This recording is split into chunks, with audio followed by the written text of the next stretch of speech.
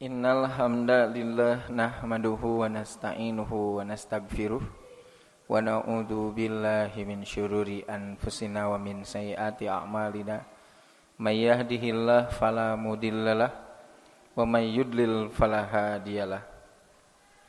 Asyhadu an la ilaha illallah wa asyhadu anna Muhammadan abduhu wa rasuluhu amma ba'du.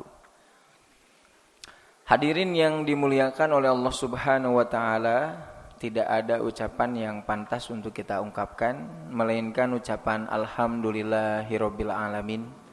Segala puji bagi Allah, Tuhan semesta alam. Karena hanya Dialah yang senantiasa mencurahkan, menganugerahkan kepada kita semua berbagai macam kenikmatan, baik nikmat yang zahir ataupun yang batin, nikmat yang lalu ataupun yang baru. Semua itu patut kita syukuri, mudah-mudahan kita termasuk hamba Allah yang pandai bersyukur. Amin ya rabbal alamin. Sebagaimana makalah yang ada di hadapan Bapak Ibu sekalian, judulnya adalah sedia amal sebelum meninggal. Jadi aya amal, aya meninggal. Sama ya. Sama dari ujung katanya, aya alan. Jadi judul ini terinspirasi ya dari sebuah ungkapan. Sedia naon? Tah eta, sedia payung sebelum hujan eta, Pak. Ya. Jadi ungkapan yang sederhana itu mudah diingat. Nah, mudah-mudahan judul ini juga sama, mudah diingat. Sedia payung sebelum hujan, gitu kan? Ari hujanna pasti teu turun. Hujanna pasti turun teu? Henteu kan nya. Jadi si hujan teh, Pak, Bu, belum tentu turun. Terhadap sesuatu yang belum tentu saja gitu kan ya, diusahakan untuk bersiap-siap, padahal hujan belum tentu turun, tapi udah disiapkeun weh naon teh, payung teh gitu. Jadi terhadap sesuatu yang belum tentu, hanya meni diusahakeun, disiapkeun teh. Sekarang lihat kepada judul ini, sedia amal sebelum meninggal. Ari meninggal pasti teu? Nya pastinya. Maknya ari tadi gitu kan, karena hujan nucan pasti turun, disiapkeun naonna. Maknya ayeuna kana maot gitu. Terhadap sesuatu yang pasti, masa kita tidak mempersiapkan? Apa yang mesti disiapkan? Yaitu amal. Yang menjadi sandaran atau dasar ya, yakni Quran surat Al-Hasyr ayat 18. Di mana surat Al-Hasyr ayat 18 itu panjang sebetulnya. A'udzubillahi minasyaitonirrajim. Ya ayyuhalladzina amanu, wahai orang yang beriman, ittaqullah, bertakwalah kepada Allah, wal tandur nafsum ma qaddamat ligod, wattaqullah, bertakwalah kepada Allah, innallaha khabirun bima ta'malun. Jadi yang saat ini kita akan bahas yakni sepotong Pak. Sapotong ayat begitu. Yang mana? Yaitu yang berkaitan dengan judul. Allah Subhanahu wa taala berfirman, wal tandur nafsum ma qaddamat liqad. Apa artinya? Dan hendaklah setiap orang memperhatikan apa yang telah diperbuatnya untuk hari esok. Apa hari esok itu? Akhirat. Nah, jadi setiap orang itu mesti diantara kita itu memperhatikan apa yang sudah kita lakukan. Kalau dibahasakan mas sekarang, kita itu umur berapa? 30 misalkan ya 30 tahun. Nah, itu kemarin-kemarin itu kita sudah mempersiapkan apa? Begitu.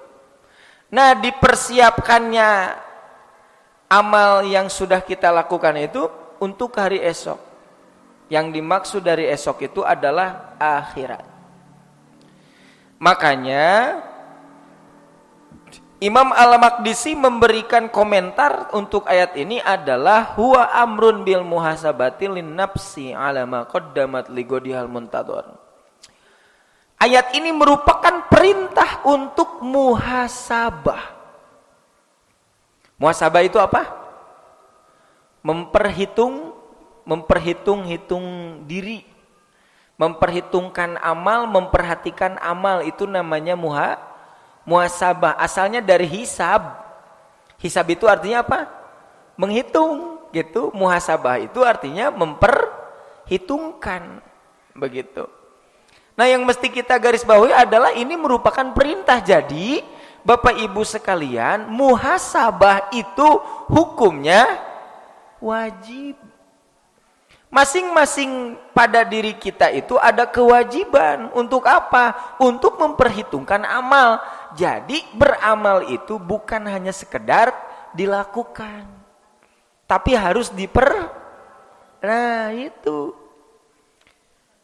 Siga petani, seperti halnya petani. Kalau petani itu kan menanam, setelah menanam sudah pulang gitu. Nanti dicek lagi 6 bulan, gitu enggak? Kan tidak gitu kan? Setelah menanam, maka tugas petani adalah memperhatikan. Nah, seperti itulah ya, kurang lebih bahwa kita menanam amal harus dicek, harus diperhatikan. Sama seperti halnya tanaman. Ini tanaman ini dikhawatirkan ada yang merusak. Emangnya amal kita tidak ada yang merusak? Nah, itu. Amal yang kita lakukan ini utuh tidak? Sampai nanti di kehidupan akhirat itu amal yang kita lakukan itu dapat tidak? Gitu. Maka disinilah perlunya untuk memperhatikan amal-amal yang sudah dilakukan. Bisi ayah hama. Gitu. Baik, selanjutnya. Perintah untuk muhasabah diri atas apa yang telah lewat untuk esok yang ditunggu, yaitu akhirat. Makanya ada ungkapan ad-dunya mudbiratun. Dunia itu adalah sesuatu yang akan ditinggalkan. Wal akhirah, sementara akhirat adalah mukbilatun, sesuatu yang akan dihadapi. Maka kita mesti mempersiapkan sesuatu yang akan dihadapi, bukan sesuatu yang akan ditinggalkan. Dunia makan ditinggalkan. Baik. Dari ayat ini ada beberapa. Seperti biasa saya kalau misalkan menjelaskan setiap kosakata yang ada dalam Quran itu ada penjelasan. Karena di sanalah keistimewaan daripada Al-Quran. Wal tandur nafsun, Pak. Di sana ada lafad nafsun. Nafsun itu menggunakan tanwin, tidak menggunakan alif lam. Dibacanya tidak an-nafsu, tapi nafsun. Nah, tanwin itu memberikan makna kepada kita. Apa? Yaitu sedikitnya orang yang memperhatikan. Jadi orang yang bermuhasabah akan amal itu berapa orang? Banyak atau sedikit? Sedikit. Karena memang yang berkualitas mah tidak banyak. Ya kan dulu ketika kita sekolah ya, muridnya 40, ranking hiji sabaraha? Hiji. Anu maraton gitu kan, juara 1 ya 1 gitu. Tarawehan gitu kan. Tarawehan anu kuat sampai beres sabaraha jajar. Karena memang itu merupakan sunnatullah. Yang berkualitas itu sedikit, tidak banyak, tetapi tetap mesti mengusahakan untuk menjadi banyak. Makanya, ini sedikit nyimpang dalam surat Al-Baqarah kan, yudillu bihi kasiro wa yahdi bihi. Coba-coba ini ayat ini Pak, yudillu bihi kasiro artinya adalah yang sesat banyak. Wa yahdi bihi kasiro yang mendapatkan petunjuk banyak. Sepertinya ayat ini salah ya. Seharusnya yudillu bihi kasiro yang sesat banyak, wa yahdi bihi qalilan yang mendapatkan petunjuk sedikit. Kuduna mah kitu ayatna teh coret wae gitu. Nah ini Pak istimewanya Al-Quran. Kalau orang yang sesat banyaknya itu dari segi kuantitas. Sementara orang yang mendapatkan petunjuk banyaknya itu dari segi kualitas. Kahartosnya keun we teu kahartos. Jadi kalau orang yang sesat banyaknya itu dari segi kuantitas gitu Pak. Ari kualitas nama nol. Sementara orang yang mendapatkan petunjuk dari segi kualitas banyak. Meskipun dari segi kuantitas sedikit. Jadi meskipun banyak, nu sesat mah sedikit. Tapi yang mendapatkan petunjuk sedikit, tapi banyak. Sekali di teka harti, baik. Keun we nya da naon teh bertahap memahami mah. Nah sama berkaitan dengan bermuhasabah, orang yang memperhatikan akan amal pun tidak banyak Pak. Dan ini diketahui dari tadi lafad nafsun menggunakan tanwin. Selanjutnya di sana ada lafad ligodin. Ligodin juga sama menggunakan tanwin, tidak dibaca al-godi. Jadi Pak, Quran itu ya setiap katanya itu memiliki makna. Kenapa di sini pakai tanwin, di sana tidak? Gitu. Itu ada makna. Nah, al-godi menggunakan tanwin tidak pakai alif lam itu menunjukkan bahwasannya urusan hari esok teh naon? Hari akhirat itu menunjukkan besarnya urusan dan sangat menakutkannya urusan itu. Jadi hari akhirat itu adalah perkara yang sangat sakral, sangat penting sekali. Sangat sesuatu yang tidak ada sendaguro. Kan kalau dunia mah panggung sandiwara kalau dunia itu ya. Yang sedih, kelihatannya sedih, tapi sebenarnya bahagia. Atau ada orang yang kelihatan bahagia, tapi sebenarnya sedih. Panggung sandiwara di dunia mah. Tapi nanti di akhirat itu adalah kehidupan yang sebenarnya. Begitu. Tidak seperti halnya saat ini. Nah, urusan besok itu yaitu hari akhirat itu betul-betul sangat menakutkan. Sampai Nabi mengatakan bahwasanya suatu saat manusia itu ya di akhirat itu semuanya tidak menggunakan apapun, sehelai apapun gitu. Lalu Aisyah bertanya kepada Rasul, "Ya Rasul, kalau begitu malu dong," gitu kan. "Duh, isin atuh kan tengange nanaon."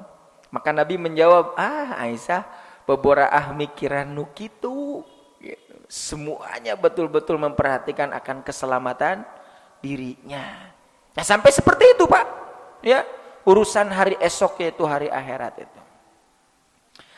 Selanjutnya hadirin, Pak, Bu, ketika Allah berfirman, kita beramal itu untuk hari esok. Awas, hari esok itu bukan hari Minggu. Sekarang hari apa? Hari Sabtu kan? Silakan perhatikan amal kita untuk hari esok, hari Minggu. Bukan begitu. Yang dimaksud al-godu hari esok itu adalah hari kiamah, hari akhirat. Sekarang pertanyaan, kenapa lafad akhirat itu digunakan dengan ungkapan al-godu yang artinya besok? Di sini disebutkan Lapad esok atau godan digunakan untuk maksud hari kiamah. Ungkapan hari kiamah dengan lafad godan itu karena dekat datangnya dan pasti kejadiannya. Seperti ya, jadi hari kiamat itu terjadi itu seperti halnya hari esok. Sementara hari esok itu sangat dekat. Ini sebentar lagi kan akan berganti. Tinggal beberapa jam lagi, Pak. Kalau sudah jam 12 malam, lebih 1 menit, begitu kan? Itu sudah menjadi berganti hari. Tah, hari kiamah atau urusan akhirat itu seperti halnya demikian. Dekat terjadinya itu. Kenapa dekat? Ada seorang ulama yang mengatakan kulu atin koribun. Setiap yang datang itu dekat, Pak. Itu yang pertama, setiap yang datang itu dekat. Siga bapak atau napi ibu gitu kan. Padahal setahun merencanakan akan menikahkan anak. Nah, ada tuh bahasana teh. Nah, hanya tos bade nikahkeun deui padahal eta nya banyak lama gitu kan waktunya. Karena tadi kulu atin koribun, setiap yang datang itu waktunya dekat.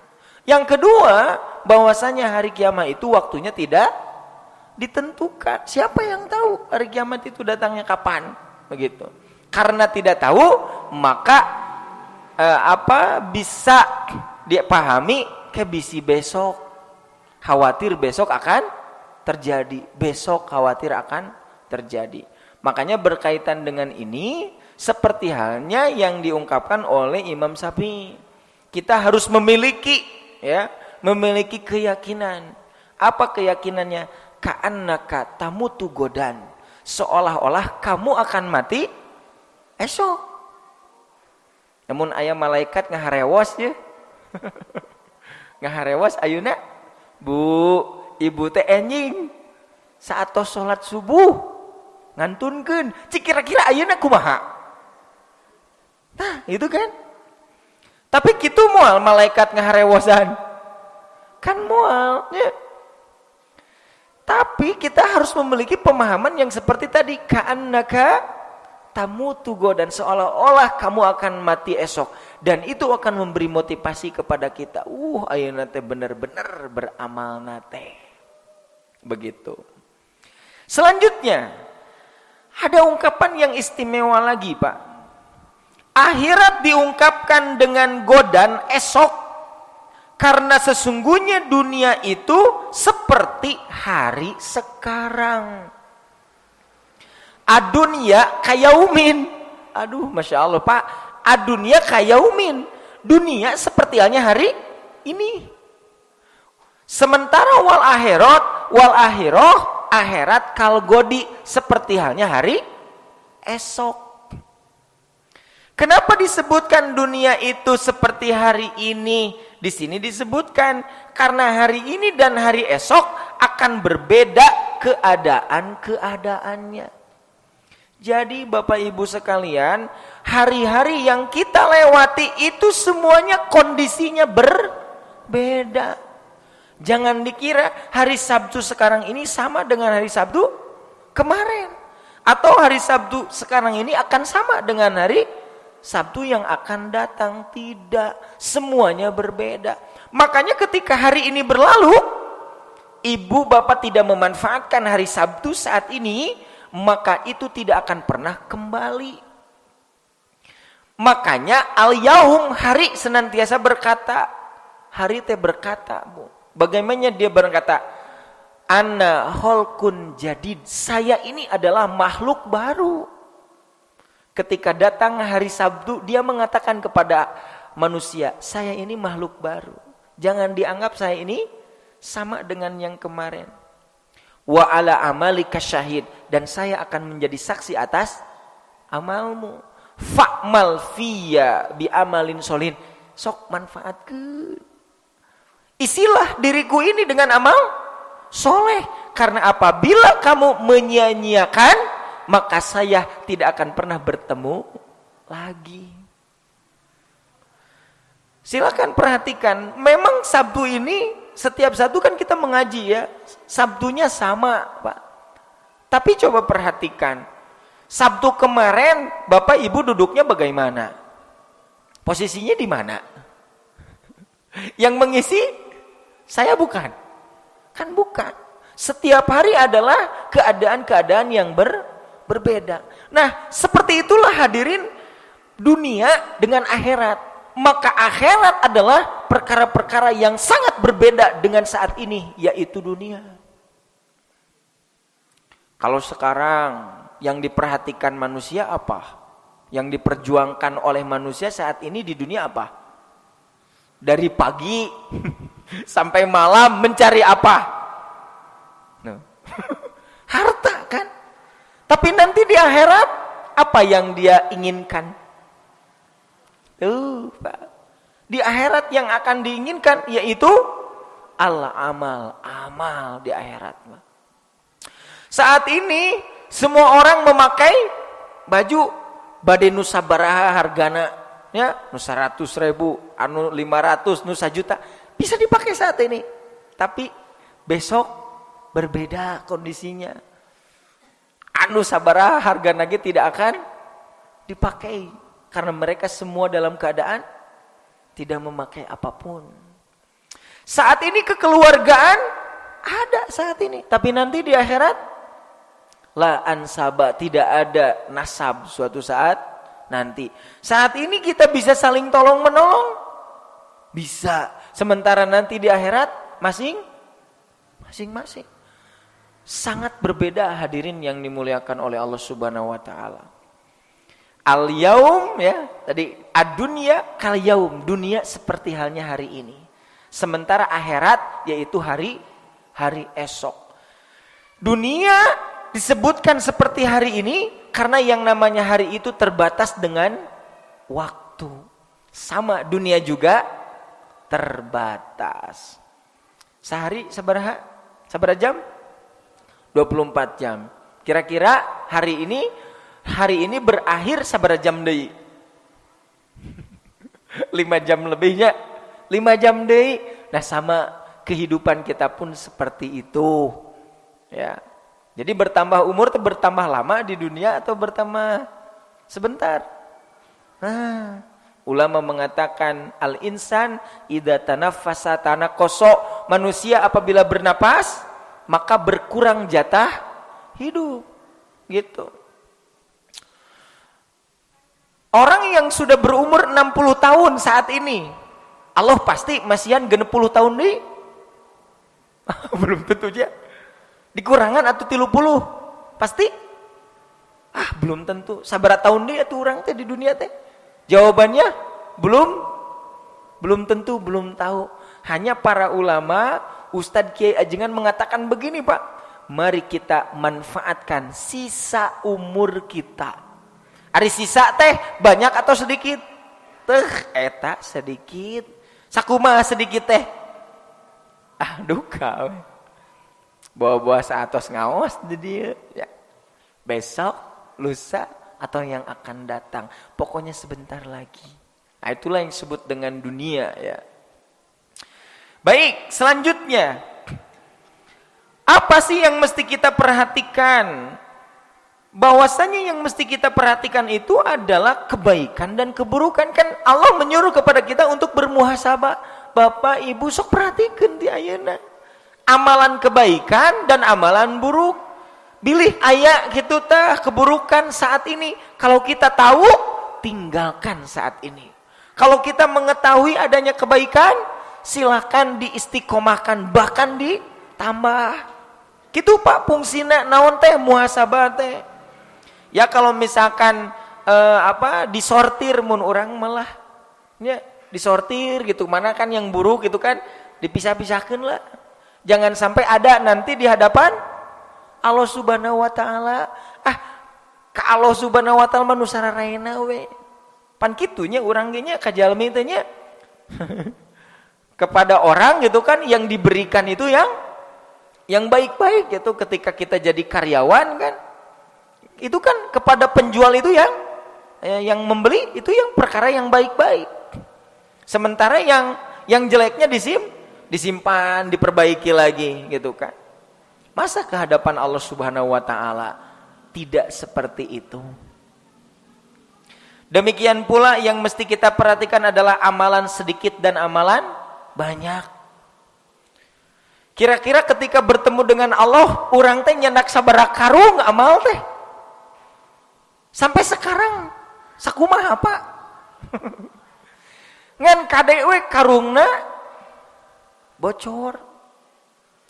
Di dunia tos dilebetkeun tah kakana karung teh syuur gitu. Dicanda gitu. Ketika bertemu dengan Allah, Allah kamana ieu amal teh? Bocor. Aya anu gitu? Aya. Makanya tadi sebetulnya ya, bahwa kita di dunia bukan hanya sekedar beramal saja. Coba perhatikan bisi aya hamaan.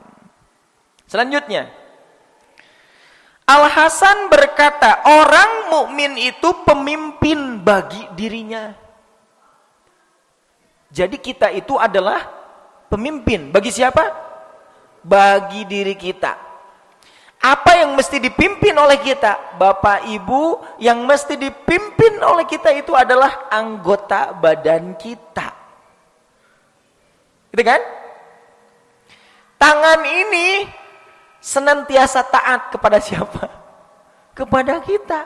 Mau digunakan tangan ini dalam sesuatu yang baik, tidak akan menolak.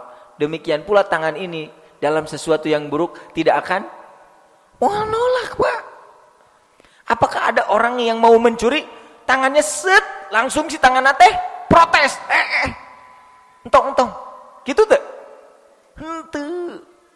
Kaki ini juga ya, mau digunakan ke masjid, nolak tuh. Tuh.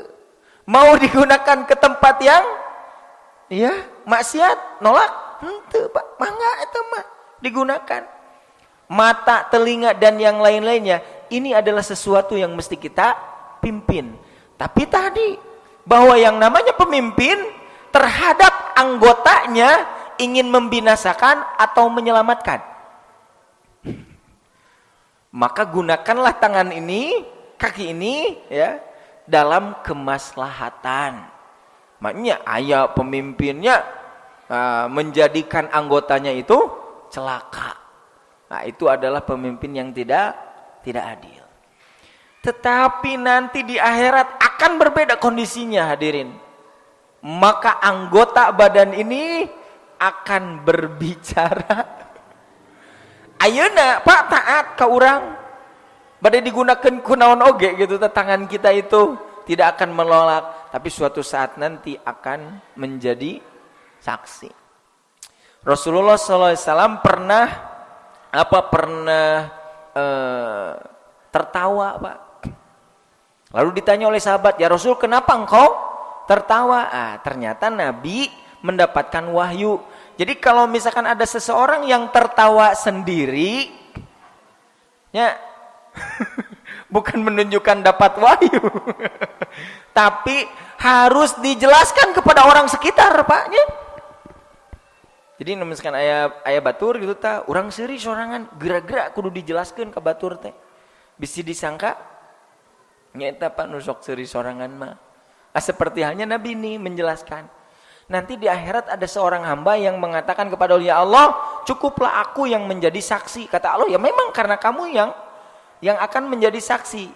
Wa kafa binafsikal yauma alaika hasiba. Hari ini cukup kamulah yang menjadi saksi. Dikiranya dia akan bersaksi seenaknya. Lalu ditutuplah mulut-mulut mereka. Ditutup, Pak, mulut mah. Sementara anggota badan yang lain berbicara. Aduh, yuk tangan berbicara, kaki berbicara, Pak. Yang dulu taat di dunia, tuh kan? Di akhirat mah tangan dan kaki ini akan menjadi saksi. Cara romel, Pak. Berbicara kan? Nah, pada saat itu tangan ini menceritakan apa yang dilakukan di dunia, demikian pula kaki, termasuk keburukan-keburukan yang diceritakan. Maka hamba itu mengusir tangannya. Kadar itu cenah tong aya di dieu. Jadi suatu saat nanti di akhirat ada hamba mengusir badannya sendiri. Nah, dengan kejadian tersebut Nabi tertawa. Ayahnya jelema ngusir awakna gitu. Maka kalau misalkan mau berbuat sesuatu yang tidak boleh gitu ya maksiat, ceplok-ceplokeun tangan, kaki dan yang lainnya ngarah henteu comel gitu. Ya. Kenapa mulut dikunci suatu saat nanti cik naha mulut dikunci? Karena mulut suka tah eta mulut mah suka berbohong. Jadi we ditutup. Sementara di dalam ayat yang akan jadi saksi yang disebutkan al-yauma nahtimu ala afwahim, pada hari ini kami menutup mulut mereka, wa tukallimuna aydihim, tangan berbicara dan kaki menjadi saksi. Kenapa yang disebutkan di dalam ayat itu tangan dan kaki? Ahli tafsir menjawab karena tangan dan kaki adalah anggota badan yang banyak bekerja. Apan bapak kadieu teh kunaon? Tuh kan dengan kaki kan, apalagi tangan ini, wah ya pak tangan ini pak banyak bekerja, apalagi saat ini istimewanya sakedik nyepeng HP, sakedik nyepeng HP kareknya disimpen, cepeng deui itu kan, wah mencet itu iya pantas ya. Yang disebutkan adalah tangan dan kaki karena anggota badan yang banyak berbicara.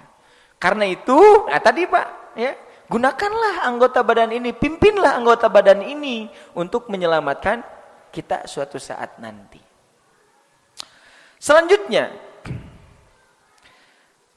kita sering mendengar muhasabah. Tah biasa nama namun muhasabah teh sabaraha tahun sekali?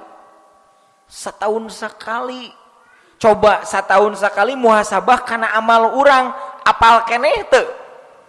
Saminggu lah. Kan lupa. Karena itu yang namanya muhasabah itu sebetulnya di dalam Quran tidak disebutkan.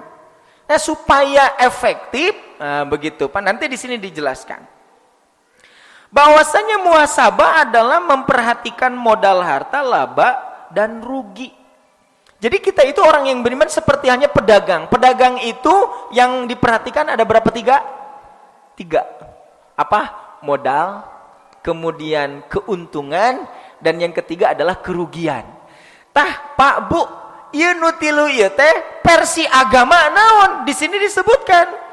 Maka yang dimaksud dengan modal menurut agama adalah kewajiban. Bapak Ibu, yang mesti kita muhasabah perhitungkan adalah yang pertama kewajiban. Sok perhatikeunlah eta kewajiban-kewajibanna. Saum, salat, zakat dan yang lainnya.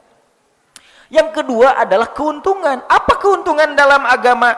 Keuntungan dalam agama itu adalah yang sunat. Sunat teh naon definisina? Dilakukan mendapatkan pahala, ditinggalkan tidak apa-apa gitu kan? Kalau kita mendengar definisi ini, sunat dilakukan dapat pahala, ditinggalkan tidak apa-apa gitu kan ya punya? Kebanyakan orang melakukan atau tidak?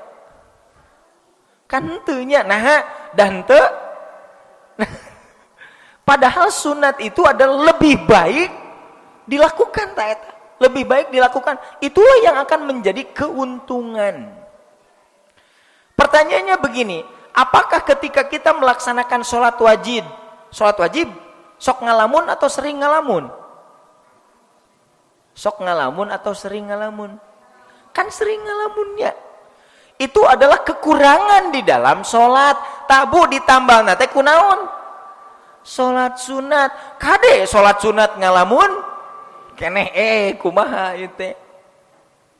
Nah, dengan sholat sunat ini akan melengkapi kekurangan yang ada dalam sholat wajib. Ngan kade sholat sunat hungkul nu diperhatikan teh nu wajibna henteu, wah parah ari kitu mah nya tidak akan ada artinya. Jadi sholat nate setahun 2 kali. Sholat Idul Fitri jeung Idul Adha gitu. Eta mah nanti di akhirat hanya sekedar membawa tambalnya saja. Aribanan teu dicana gitu. Kepentingan daripada sholat sunat itu yang pertama tadi ya melengkapi yang wajib. Yang kedua, kita bisa menemani Nabi di mana? Di surga. Pernah mendengar kan hadisnya? Ini Pak hadisnya. Ini dialami oleh Robi'ah bin Ka'ab al-Aslami. Robi'ah bin Ka'ab al-Aslami itu ditanya oleh Nabi, ya Rasul. Dia itu sering menyiapkan air wudu. Ternyata Nabi menawarkan kepada beliau, Salni, hei kamu mau apa? Robi'ah, kamu mau apa dariku? Kata Nabi. Kata Robi'ah, saya mah satu saja yang ingin dari kamu. As'aluka murafaqataka fil jannah. Saya ingin menemani engkau di surga. Aduh berat mun kitu mah. Ganti yang lain, itu mah berat. Kata Robi'ah, kata siapa berat ya Rasul? Gampang. Kan kamu Rasul utusan Allah, tinggal berdoa ya.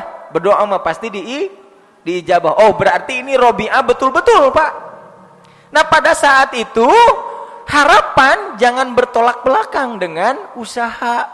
Maka Nabi memberikan arahan, fa'ini ala dalika bikasrotis sujud. Oleh karena itu bantulah atas dirimu untuk memperbanyak sujud. Naon memperbanyak sujud teh? Salat sunat. Awas sanes sujud hungkulnya. Kenapa memperbanyak sujud disebutkan itu definisi penjelasannya adalah salat sunat? Karena kan salat wajib mah tertentu sehari itu. Sementara salat sunat banyak. Kejadian ini dialami oleh Robi'ah bin Ka'ab al-Aslami. Robi'ah bin Ka'ab al-Aslami. Tetapi ini pelajarannya umum buat kita. Jadi kita juga sama.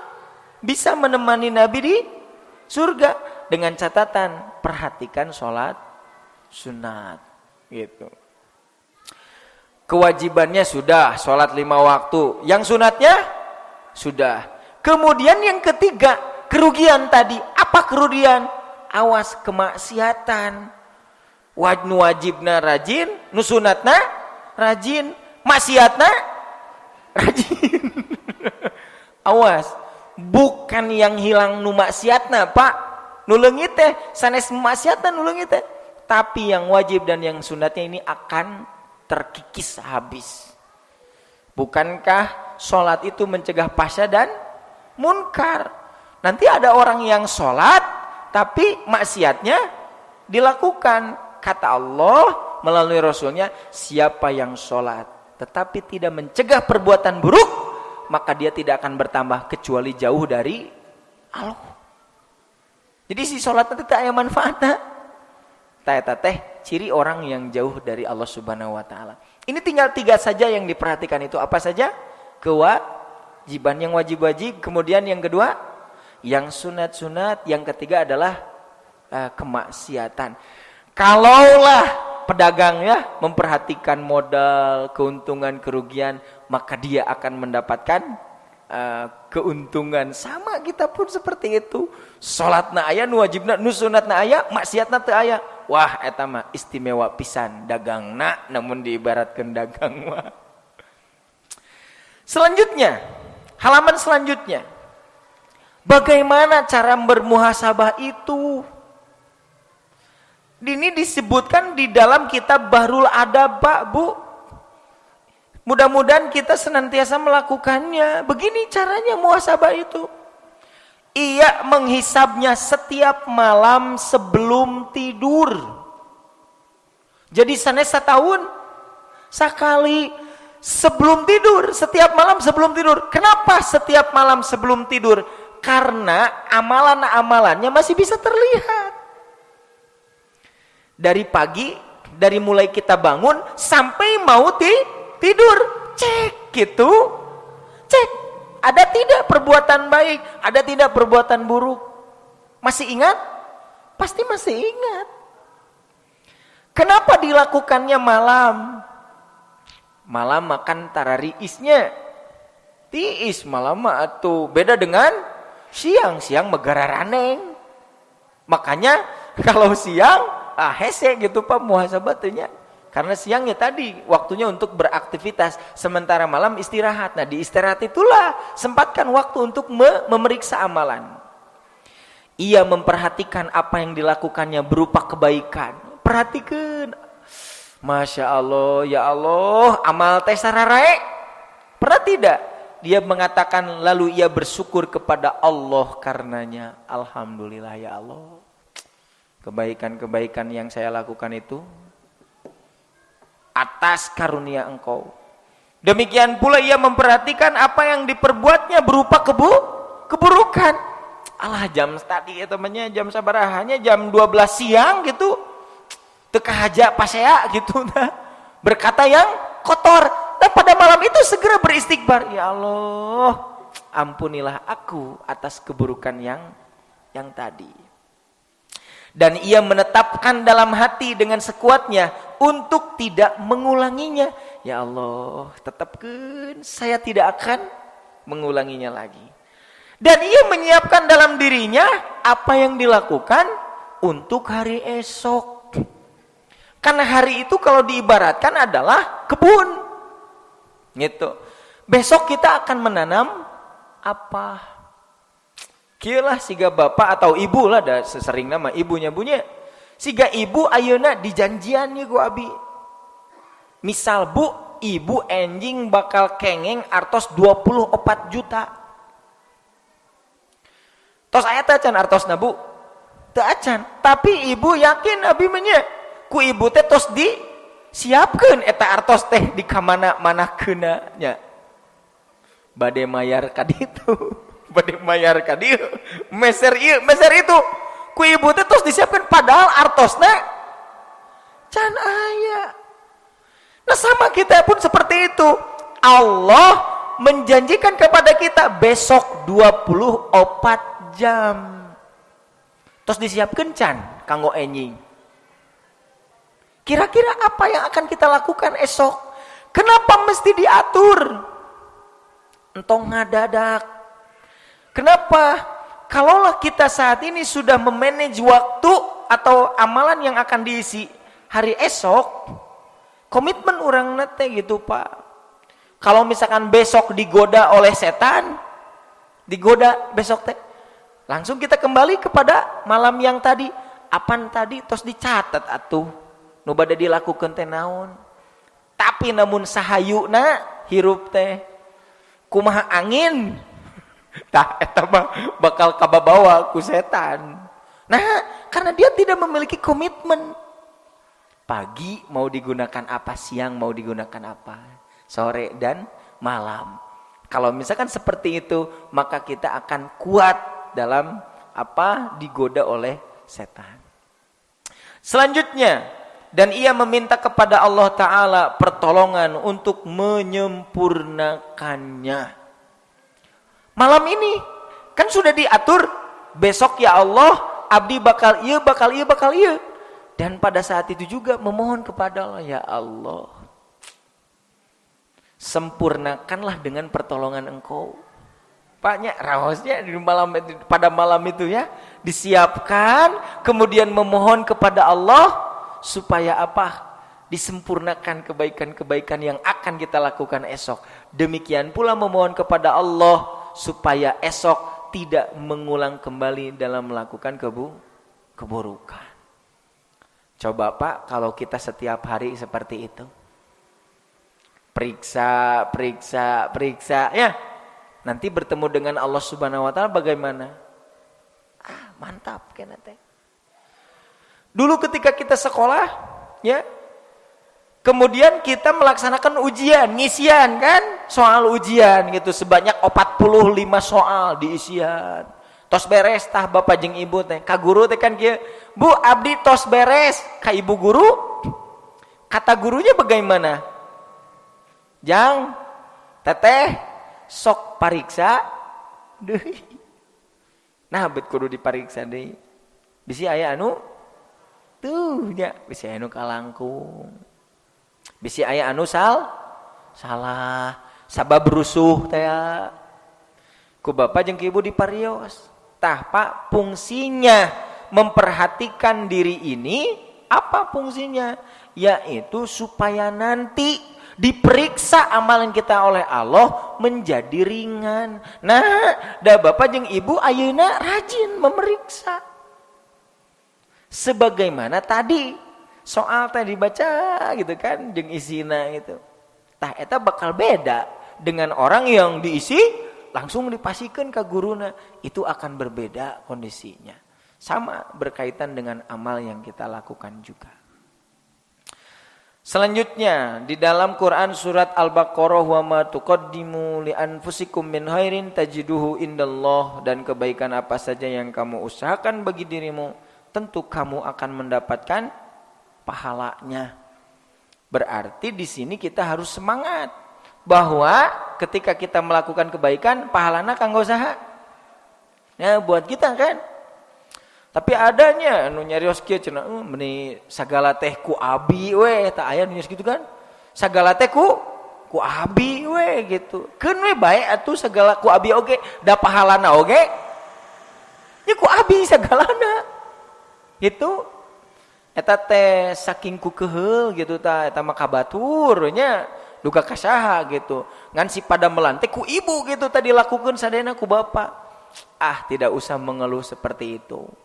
Sabab pahala mah moal pahili.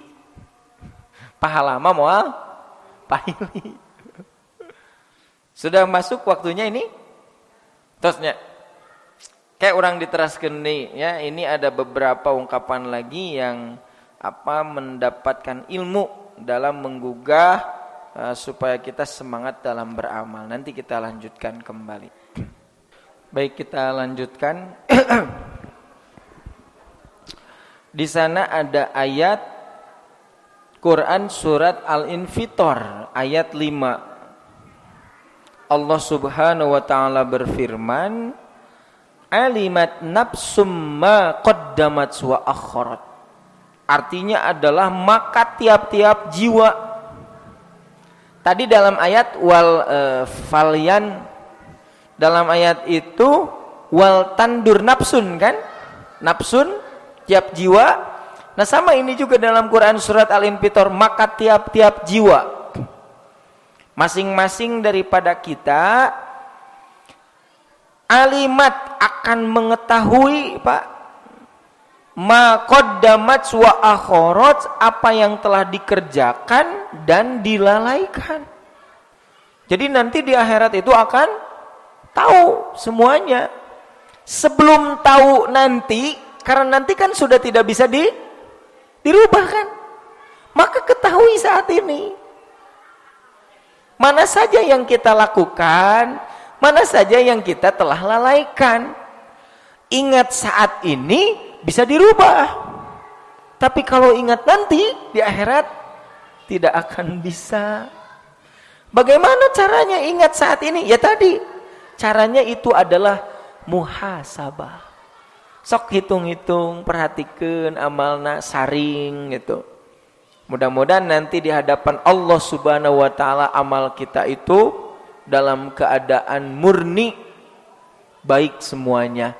Karena tadi sudah saat ini kita sering rajin untuk mengikis, menyaring, memisahkan keburukan-keburukan lalu ditinggalkan. Qala Umar radhiyallahu an berkata, hasibu anfusakum qabla an tuhasabu. Hisablah diri-diri kalian sebelum nanti akan dihisab. Saat ini kita dihisab amal kita oleh siapa? Oleh kita sendiri, Pak. Nanti mah dihisabnya oleh siapa? Allah Subhanahu wa taala yang tidak akan pernah luput. Semuanya terlihat. Jeung kadepanya bedanya. Mariksa murid soal murid kan tos beres ya, misian terus dipariksa. Pasikeun ka guru. Ku guru dipariksa teu? Awas. Mariksa guru jeung mariksa murid beda teu? Leuwih taliti mana? Tah urang kitu di payunan Allah teh. Ayeuna ge urang teh mariksa ieu ngahisab. Tapi kade itu mah maha memeriksa. Bisa jadi nuku urang mah aya nu kalewat gitu. Tapi di payunan Allah tidak akan ada. Makanya tadi arahan ya, bukan kewajiban, arahan. yaitu menghisabnya setiap malam sebelum tidur. Jadi ninggal kasur tentong langsung duksek gitu kan. Sebelum tidur periksa. Amalan-amalan yang baik silakan bersyukur. Kalau amalan-amalan buruk silakan beristighfar pada saat itu. Wazinu anfusakum qabla an tuzanu, dan timbanglah amal diri-diri kalian sebelum nanti akan ditimbang. Sampai sekarang teh amal urang teh sakumaha? Sakarung, 2 karung, 3 karung, atau sabaraha karung? Ngan kadek tadinya karungna bocor. Siapa yang karungnya bocor? Rajin sholatna tapi ria. Rajin sholatna tapi tidak sesuai dengan sunnah Rasul. Tadi teh karung bocor gitu.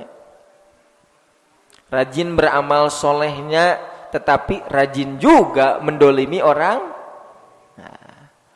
Kantong bocor, karung bocor yang seperti itu. Jadi tinggal kaca gitu, ninggal ke urang. Benernya geus kolot urang. Keriput. Ya, rambut barodas. Sok carioskeun ta ka anu aya dina kaca teh. Iya Pak ucapannya. Billahi, demi Allah, ya nafsu wahai jiwa, isma'i wakili makolatan qad qolaha nasih. Dengarkanlah dan pahamilah ucapan seorang nasihat. La yanfa'ul insana fi qabrihi, tidak akan memberi manfaat kepada manusia dalam kuburnya illa tuqa wal amalus sholih. Katakan kepada diri kita, tidak akan ada yang bermanfaat untuk manusia dalam kuburnya kecuali ketakwaan dan amal soleh. Saat inilah usahakan ya, untuk senantiasa menambah amal soleh, untuk senantiasa menambah ketakwaan kita.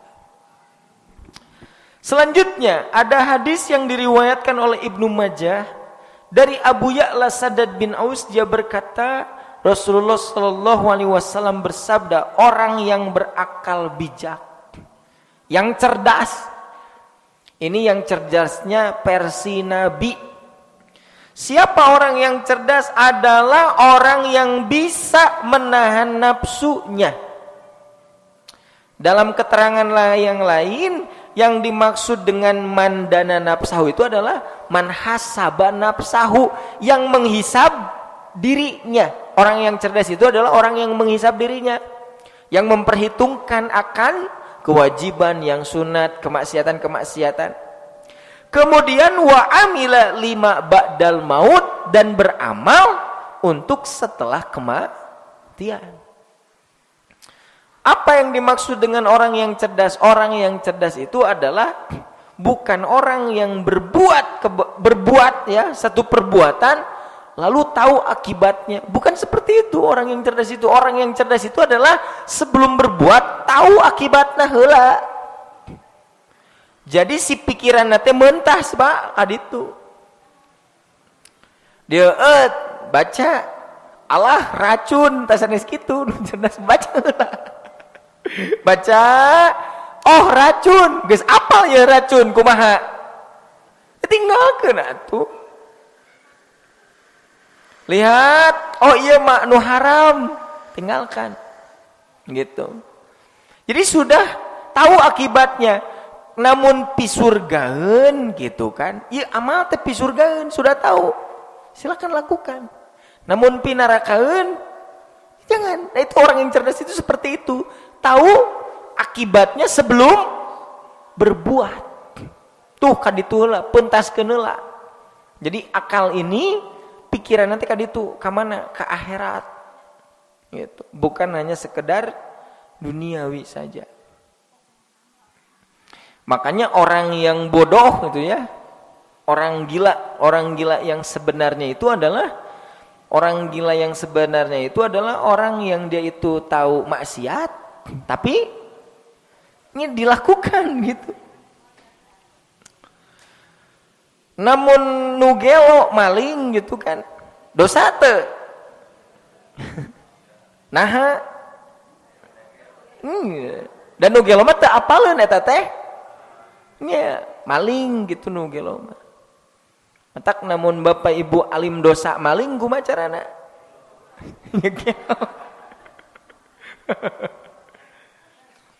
Sementara orang yang tahu akalnya sehat, tahu itu adalah buruk, perbuatannya haram, geus apal eta teh.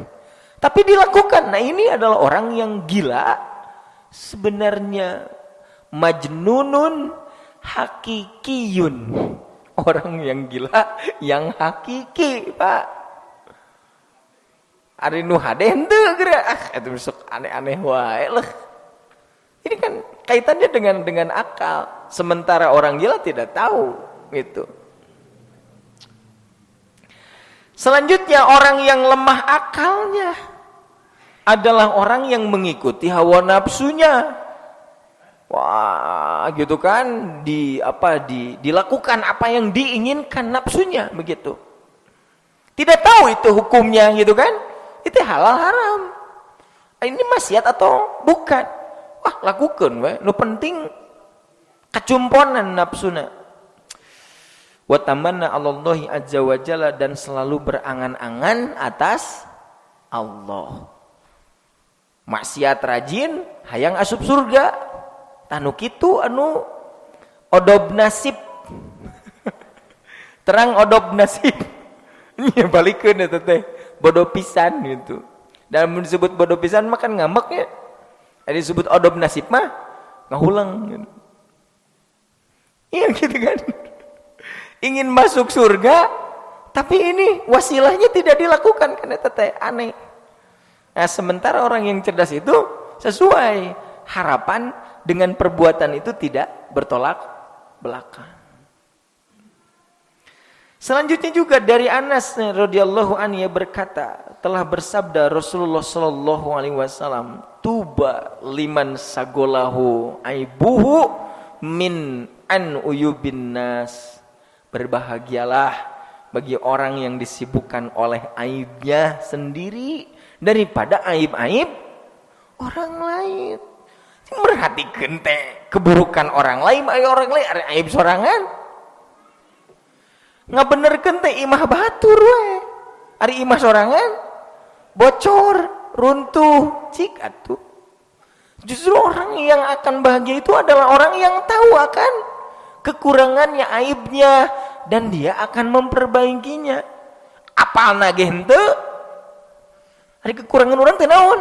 Teu apal. Bagaimana akan diperbaiki? Mencari tahunya juga tidak. Cik naon dari kekurangan orang teh?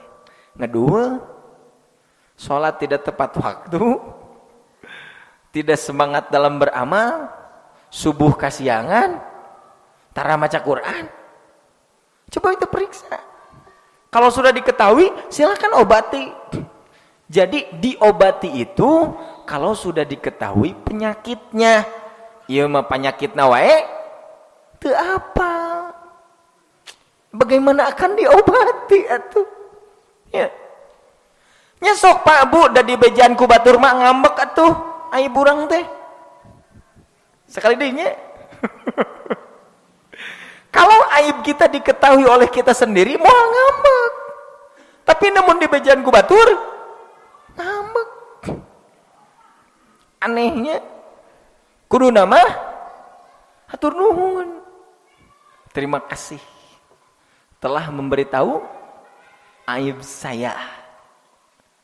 Karena susah untuk mengetahui aib itu. Wah, susah lagi. Ieu mah aya nu ngawartosan kalaka di baudan. Di baudan. Sanes di baudan nya. Di baudan. Nah, di baudan. Kalakah di baudan. Ya, terima kasih. Aib apa? Ya tentu saja aib berkaitan dengan ruh kita. Sanes jasad. Da jasad mah teu kudu dibere nyaho lah. Apal sorangan. Aya naon? aya kaca ya punya. Jadi namun lipen nyengsol itu kan apal, kerudung nyengsol gitu kan, itu dikasih tahu sama cermin gitu kan. Ari anu di jero ruh kusaha di pasiean terangna gitu. Maka tadi caranya tuba berbahagialah liman sagolahu bagi orang yang disibukkan oleh aibnya sendiri. Karena dia akan senantiasa memperbaiki. Terus naon kekurangan orang, naon kesalahan orang.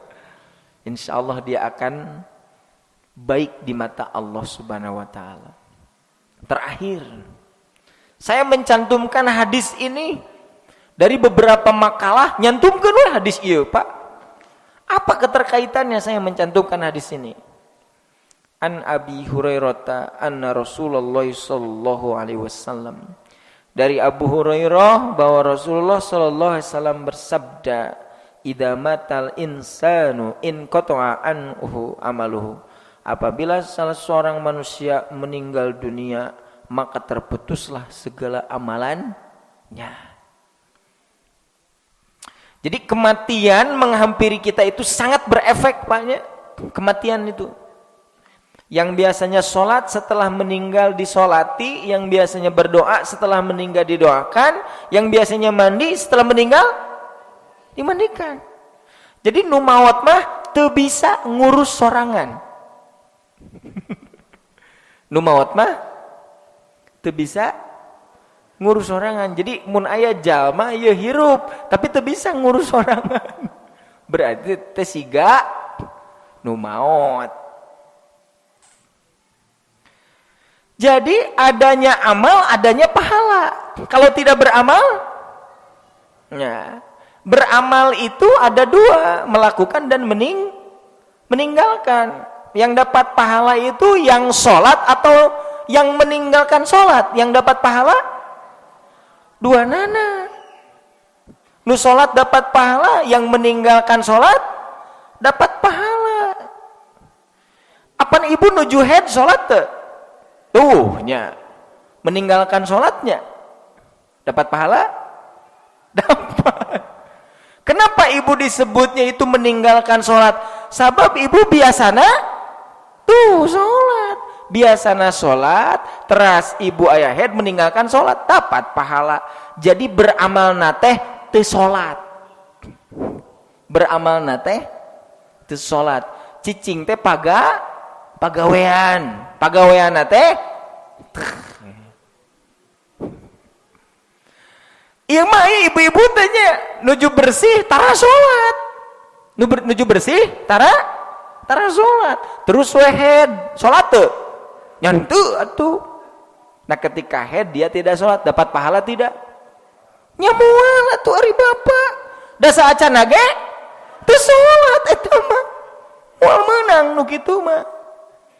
Deker bersih na ge tara salat. Bu, kartos ibu, kartos.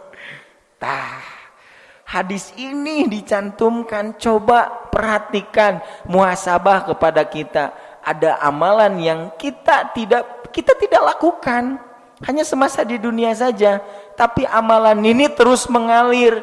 Ada 3, sedekah, ilmu yang anak yang Pak Bu, minimal dari kehidupan ini kita punya 1. Ustaz kumaha namun tiluanana? Nya alus atuh. Bagus sekali. Hanya jangan sampai 3 ini sedekah jariah teu gaduh. Sedekah jariah tidak punya.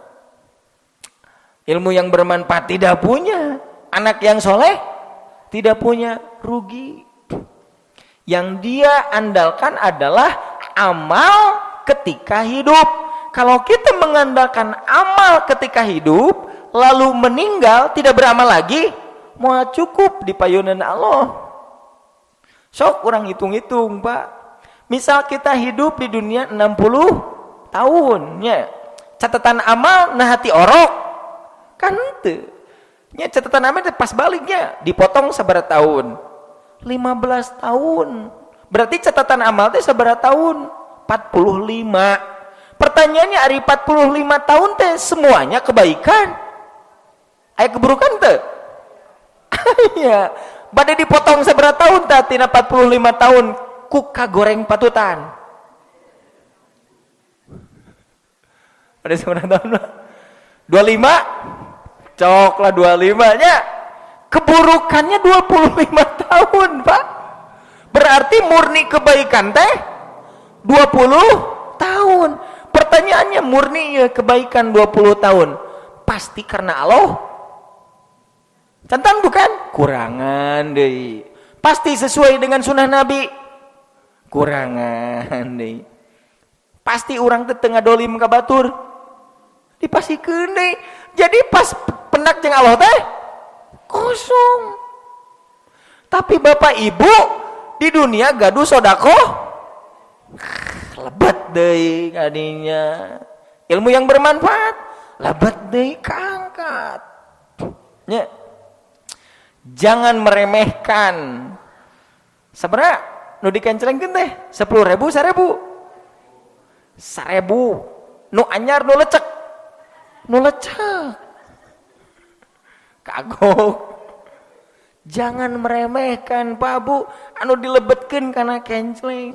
Itu bisa jadi sedekah jariah eta teh. Ya. Mata cing badak cing leutik. Cing badag atuh.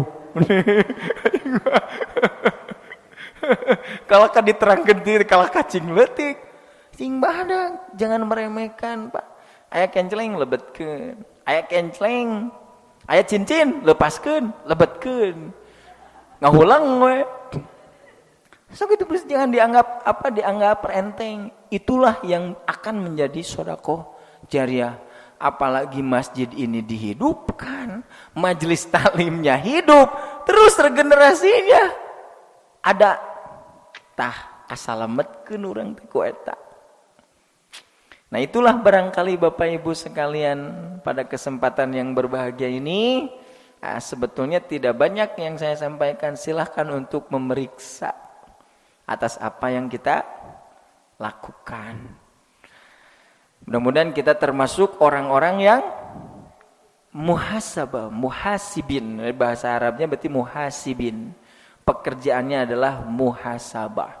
Senantiasa memperhitungkan, memperhatikan akan amal-amal kita. Mudah-mudahan nanti kita mendapatkan di hadapan Allah adalah hisaban yasiro. Hisaban yasiro ya, dengan cara hasibu anfusakum saat ini. Demikian, mudah-mudahan besar manfaatnya.